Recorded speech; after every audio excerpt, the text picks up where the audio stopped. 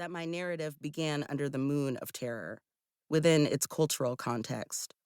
Also, it was written by a seventh grader. In so many words, I will try to describe, or better yet, explain myself. This is something I have not yet tried, and feel is a necessary challenge. I simply cannot be labeled, not as a girl, nor as a student, nor a writer. But I guess that is how I should begin.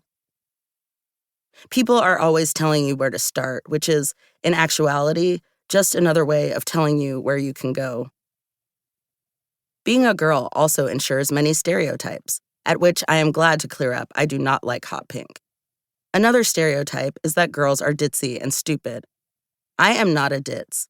In fact, I am undoubtedly smart, no, intelligent.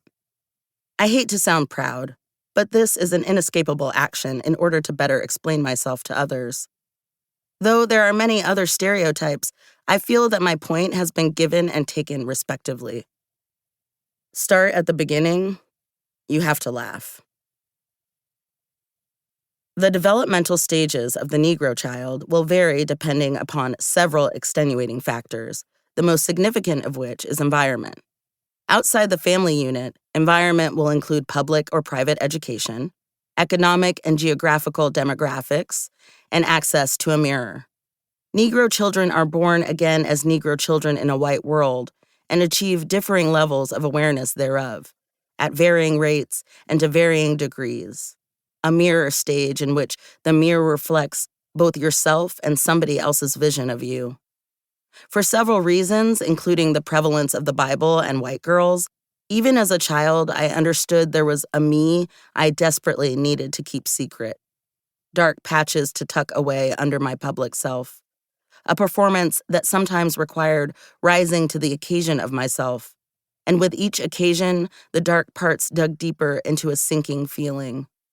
The protective measure of hiding the whole truth of myself and my mind, sharpening. Becoming aware of one's identity, not to mention making sense of it, is not an uncomplicated or straightforward process. Not when there are so many layers of a self to understand, so many lenses to see through, so much written on your body that only others can read. With double consciousness, seeing oneself with two sets of eyes and their accompanying assumptions, comes a double vision, doubled self-awareness. For Zora Neale Hurston, it happened on a boat, in transit, at sea. I remember the very day that I became colored, she recalled in 1928. She'd been living in her exclusively Black Florida town for all of her 13 years when she set off for school in Jacksonville. When I disembarked from the riverboat, it seemed that I had suffered a sea change. She became colored in the world, in my heart as well as in the mirror. And maybe the slave ship is the threshold of that disembarkment, where the doubled, hyphenated selves got born. This is what I am trying to say. I am writing to make evidence of myself.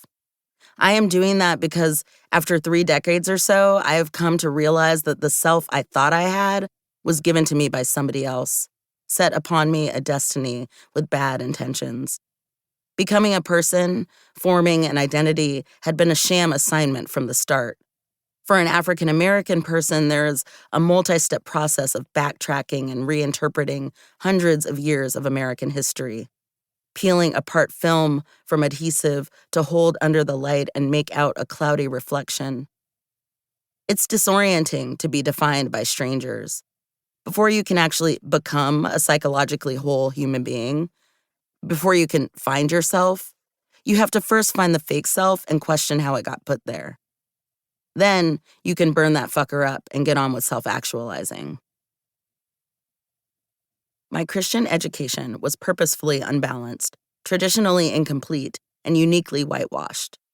When I first learned about myself, the African American, I was made to believe that the origin of my species began here on American soil, tilled by my enslaved ancestors, blah, blah, blah.